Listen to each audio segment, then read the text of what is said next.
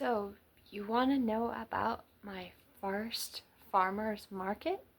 Really?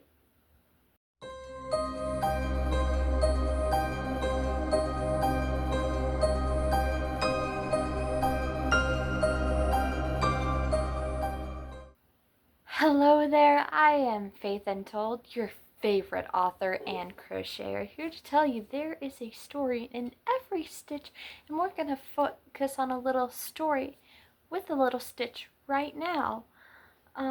Okay, so here's the sitch. I'm crocheting and it's midnight, and so I'm a little frazzled, and I'm trying to remember a market that's like 1 week ago. So please show a little grace. I'm really frazzled. Let's have fun together. What I'm going to be crocheting today, this is kind of like a series. What I'm going to be crocheting today is this cute little yarn, like this, with this very cute little yarn. See, it's multicolored. It's purple, blue-ish. But I am making one of my coffee mug cozies because that is an easy pattern that I don't need to actually look at a pattern to follow it. It's like something I kind of made up on my own. But see, it should be fairly easy to make and it's easy to do. I was going to work on my ghost pattern testing that I'm doing, but because I have to actually look at the pattern while I'm doing that right now, I'm not going to do that in this video, but maybe in a future crochet with me I will. Also, on another note, I am reading Dune, and it's going to be really fun. I'm reading this really for another video that I'm doing with my friend, and I have so much to read because look at how big this book is. Look at it. Look at it. How am I going to finish this? Welcome, and I think this is going to be my first ever midnight crochet with me. I want to make a series of these crochet with me's where I do it at like midnight or dark because I am a night owl. I like doing a lot of my work at night, even though it does not have the best lighting. I really enjoy being up late because like that's when my creativity like really shoots off like for like an hour or two and then like completely dead ends and drowns. Dark, sorry. But yeah, let's get into it.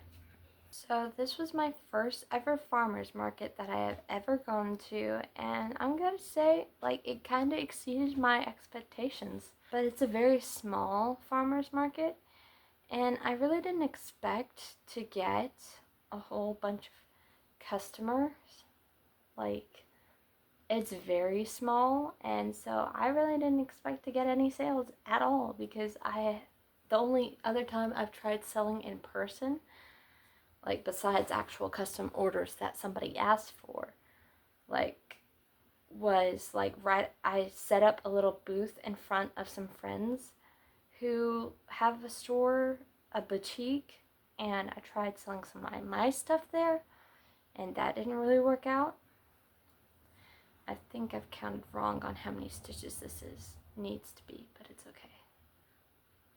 Anyway, but it was very surprising. The day before the market, surprisingly enough, I had just gotten back from Bog, which is actually my t-shirt here that you can see. Hold on. See, it says, "The King is Here, the Bog 2024. It is the church camp that I went to as a leader this year. I was one of the girls leaders. I absolutely loved it, had a great time with my girls, and I will hopefully be putting the movie that I'm making of that trip up on YouTube soon. Maybe, if I can get it to work. I don't know. But it was absolutely amazing. But like every night at the Bog, you basically got like maybe 6 hours of sleep at the most. So it was just the day before the market. We had just gotten back. Like I was still living off of a week of 6 hours of sleep. And the market, I had to get up and be at I had to be at the actual market at 8, so I had to get up at like 7 or 7:30. So it was like another, 6-ish hours of sleep because I go to sleep late for some reason. Even, well, because most of the night I spent it all prepping for the market the very next day. And so when I got there, I was pretty tired. Surprisingly, most of it had worn off by the time I finally got to the actual market, but I was still pretty tired. I had grabbed a Pop-Tart, to munch on while I was there, and I had grabbed like a little glass of water, and I was hoping and praying that my parents could come back and bring me some water later because they were taking the car with them, just dropping me off after helping me set up because they need the car, But I was so blessed because the ladies who run the farmers market I went to, they actually had bottled water, and it was so nice of them to let us all have some, and they were just providing it free for everyone. It was so cool and so nice. I also got to speak with a lot of the other vendors, and they were actually some of my best customers. Like, that was like some of the best customers of the day, which I don't mind at all. And I mean, they were like, I think a lot of them were just being supportive, but I think several of them actually wanted some of my products and were like, ooh, this is cool, I could use this, which is like the whole point. So I definitely built a little bit of a community there, and I definitely gave out several cards, not as much as I probably should have, but I gave out a few. And I definitely earned some cards because, like, every time I went to a different vendor, I tried to, like, get their card, especially, like, if I thought I was gonna buy from them again, possibly. Like, ooh, I don't think I have it. But there are these herbalists in the county area, and they basically, what they do, they're called, I don't know, something sciencey, but basically one of them's from Australia, which I find really cool. They make all these different herbs and like these different creams and body washes and bath bombs and like this these herbal creams that are supposed to help you rejuvenate, and they even do teas. And like, I got some of their feather up cream, which is gonna help so much because like it has let me think, surprisingly enough, it has frankincense, which I was very surprised. No myrrh though, if anyone gets that joke. But I bought that even though like it was like $10-ish, like with my own money, and I didn't have that much to spend. But because it apparently will help people who have like vitamin D deficiency and like some other things, and y'all don't know this, but I have a little bit of vitamin D deficiency,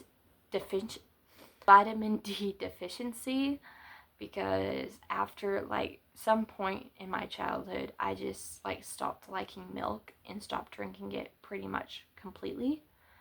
I still don't really drink it at all. I'll have ice cream, but not milk. I don't know, it was really weird, but they were so sweet, and I'm definitely gonna go and buy from them again. And there was this really nice guy who was helping me out. He was in the booth next to mine, and he gave me all this great advice and told me, like, if I found today's sales like disheartening, that not to give up. And he was so helpful and so uplifting, and I can't wait to see him again at my next market, which will be the last one at this farmer's market because they don't run all the way through August because heat, which is very understandable. So I will just see what I can do in August and see if I can find a different market and sign up for that probably sometime in September or October. I have to sign up way early to get invited to those. So we shall see. And hopefully I will be able to join one of those craft shows or craft fairs or farmers markets, because I'd really like to. Look-see. It's getting there, slowly but surely. At my first farmer's market, like, my sales actually were fairly good. My total earnings was like $60, which is really good, which was really awesome. I sold a cactus, I sold a baby hat, I think I actually sold 2 hats, and then I sold a scarf, and like those were some of my bigger ticket items, so they sold for like 15, 20 bucks, $10. And then I even sold one of my flower crowns, which was a new creation I made up while I was at Bog, which was very surprising and awesome. And I really hope those start selling well, because like I feel like those stitches, like those flower crowns, they just remind me that every one of us is one of God's chosen children, that when we accept him into our hearts, we are his princesses or princes. And I think we all deserve a little flower crown to remind us of that, and to remind us that in God we are a new creation and we are purified. And I just think that's awesome. Anyway, I definitely didn't expect to do as well and make as many sales as I did at this farmer's market, but I'm really glad that I did. And I think mostly it was because I was the new vendor in town, and they were all checking me out and wanting to help support me, which was all super awesome, and it's God's amazing blessing for me.